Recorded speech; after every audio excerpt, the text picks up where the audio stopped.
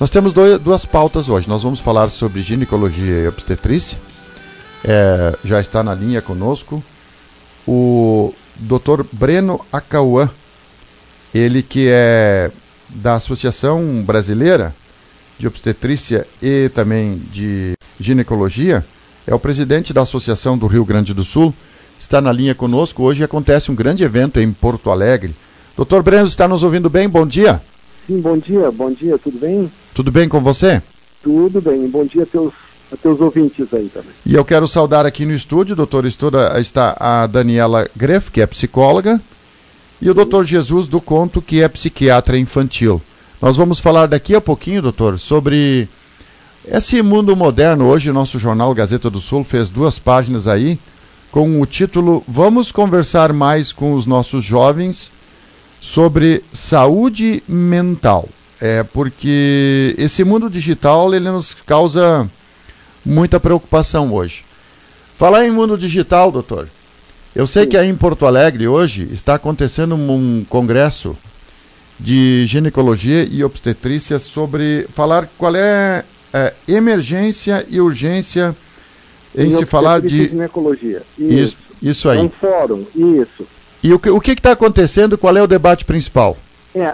Nesse fórum que nós estamos fazendo aqui, que a Sociedade de Ginecologia e Obstetrícia do Rio Grande do Sul, a SOGIRGS, está patrocinando, é um fórum que a gente está tentando conversar com os colegas, com todos os obstetras e ginecologistas, sobre realmente o tratamento e como se faz o diagnóstico das principais emergências e urgências em obstetrícia e gineco.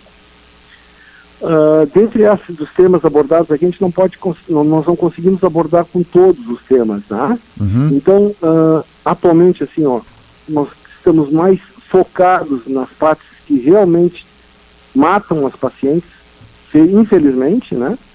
E esse é o nosso foco, é tentar chamar à tona e ver como é que se trata e ver como é que se faz o diagnóstico de todas as patologias. Sim. Entre elas nós temos, assim, a gente está discutindo muito a gravidez ectópica, né? A torção de cisto de ovário na ginecologia e o abscesso tubovariano. E numa segunda parte desse nosso fórum a gente vai discutir o choque séptico em obstetrícia e depois a gente vai falar um pouquinho sobre as hemorragias pós-parto, que é uma das patologias que mais matam no nosso meio atualmente. Sim. Doutor, eu vim abordando, e até para encaminhar minha pergunta aqui também, mas tem uma pesquisa aí no Brasil de que mais de 50% digamos assim, das crianças que nascem no Brasil, elas não tiveram um planejamento, não teve um planejamento ou um desejo adequado dessa criança vir ao mundo. O que significa um bom planejamento para evitar essas situações de urgência e emergência em se falar de gravidez? Isso. Então, isso é um pouquinho fora, porque a gente não consegue abordar todas as maneiras, eu digo assim, todas as patologias que surgem no fórum. Mas assim, eu posso te dizer em relação à tua pergunta.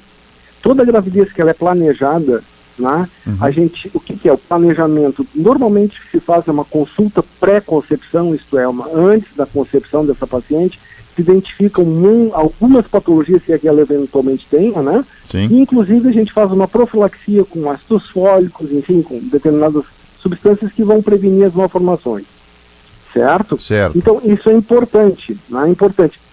Relembro também que não é só na mãezinha, é só na mulher, é no homem também, né? Que é o parceiro, né? Uhum, claro. Certo? As duas coisas têm que ser. Então, assim, por exemplo, testes de HIV, testes de sífilis e assim por diante, né? Certo. Então, assim, esse é um planejamento que, quando chegam as pacientes depois de uma gravidez que ela é realmente prevenida, ela é realmente querida pelo casal, né? Uhum. Certo? É uma gravidez que ela é muito mais tranquila, né? Sim. Certo? Tanto do ponto de vista psicológico como do ponto de vista orgânico da mãe, né? Uhum. Doutor, uma urgência que você está ali no hospital, está de plantão. De repente chega uma gestante com um fato urgente. É isso que vocês estão discutindo, porque na verdade muitas vezes uma paciente tem um acompanhamento, mas chega final de semana, à noite, acontece algo errado, precisa ir urgente para o hospital. Isso. Nesse sentido, vocês estão discutindo o que é a melhor forma para dar segurança. Para manejar isso, para tratar essa emergência obstétrica, né? Sim. Por exemplo, um sangramento, né? Uhum. Chega uma paciente sangrando. Então, qual é a melhor maneira que nós temos de abordar essa paciente? Como é que a gente vai fazer o diagnóstico? Quais são os meios que a gente tem? Enfim, toda, eu digo assim, esse conjunto de situações que nós temos que ver, né? Claro. Certo? Pelo menos assim, instruir as pessoas, existem guidelines, existem protocolos para isso, né? E tudo isso tem que ser revisado, e que eu te digo assim, que a cada ano, a cada 2 anos, mudam esses protocolos, a gente tem que estar normalmente se atualizando, né? Sim. E isso que a sociedade promove, a sociedade tem que promover essa atualização dos colegas, né? Claro. Para que o atendimento, a segurança dessas pacientes seja muito maior. Doutor, nós temos aí hoje a grande maioria dos partos, eu acho que hoje, não sei se vocês têm essas estatísticas aí, cesariana ou parto normal. Essa é uma decisão, muitas vezes uma paciente decide que não, eu quero parto normal. Mas sim, o médico pode chegar à conclusão, não, você vai ter que programar aí uma cesariana. As situações, nesse sentido, elas vão ser discutidas aí também? O que é melhor sempre? Não, isso não é uma urgência, nenhuma emergência pra gente aqui, né? Uhum. Salvo as cesarianas de urgência, certo? Que sim, é diferente um pouquinho. Aquela cesariana onde realmente a gente vai ter que fazer porque tem que fazer.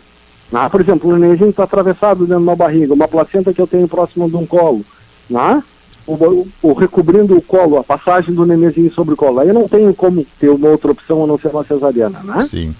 Você falava há pouco, doutor, eu sei que você está no simpósio aí, você vai ter que voltar. Não, tranquilo. Tá. Mas assim, o preocupante para vocês médicos é que muitas mulheres falecem ou têm problemas, muitas têm consequências sérias em cima de sangramentos pós-parto. Isso. O que pode ser feito nesse sentido para evitar isso?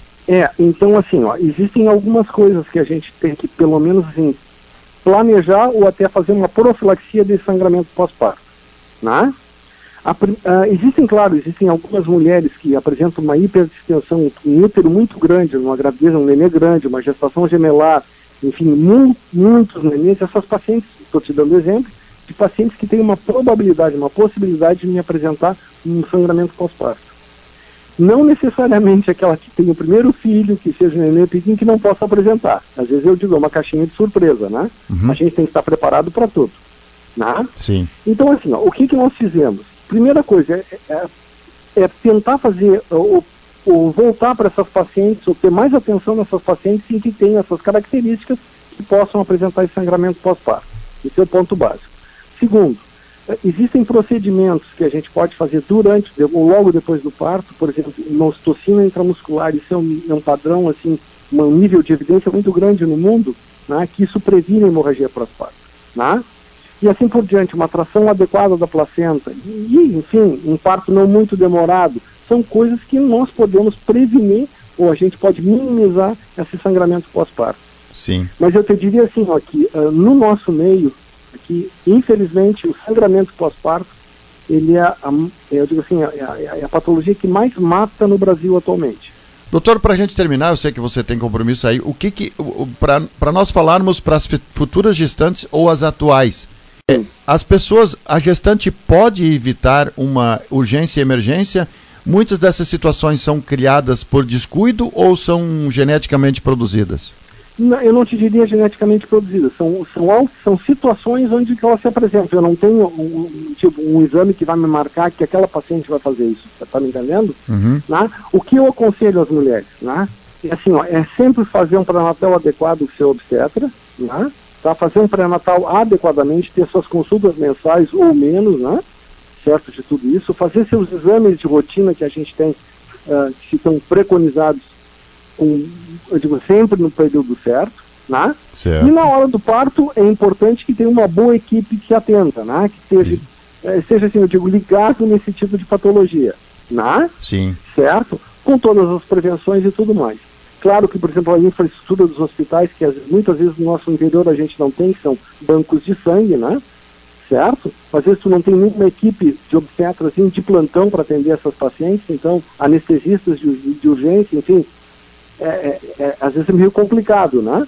Mas em lugares onde se tem todo esse tipo de estrutura, é importante que elas realmente, assim, que vejam todo, que a gente esteja atento a esse tipo de patologia. Doutor, como isso virou um simpósio que vocês estão realizando hoje em Porto Alegre, reunindo uma grande equipe de médicos, obstetras, isso. Então não é algo tão incomum assim acontecer de gestante parar no plantão. Não. Não é nada incomum. Uhum. Ele não é nada incomum. É que assim, a obstetrícia, eu digo assim, para os últimos tempos é muito difícil, até para eu digo assim, estrutura do país, né? Elas terem seu médico particular, né? Aquele que faça o pré-natal e tudo mais, né? Por isso é importante, às vezes, o atendimento, ou melhor, o preenchimento da carteira pré-natal adequadamente para quem estiver de plantão ter realmente uma boa visão de todo como foi esse pré-natal dessa paciente. Você falou um detalhe interessante, doutor, esse registro da carteirinha de gestante. Ele, para você no plantão lá, é extremamente, pode ser decisivo.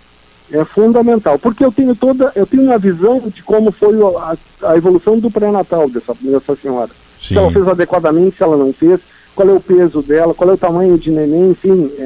É que tu imaginas o seguinte, né, seu Pedro, assim, eu estou num plantão, não conheço a dona Maria, que me chegou ali na hora, às vezes com um quadro de trabalho de parto e estou havendo navios, né? Sim. Né? Às vezes com hipertensão, às vezes com diabetes durante a gestação, enfim, essas coisas são muito ruins para quem está de plantão se não tem uma sinalização, um mini prontuário adequado que é a carteira de gestante dela. Doutor Breno, nós te agradecemos, boa continuidade aí ao evento, um grande abraço e oportunamente, quando vier a Santa Cruz, venha nos visitar aqui. Por favor, eu só quero deixar um último recado. No dia 13 e 14 agora de abril, nós vamos ter um tipo de uma jornada, que a gente chama de Mercosul, né? Nós vamos discutir aqui em Bento, né?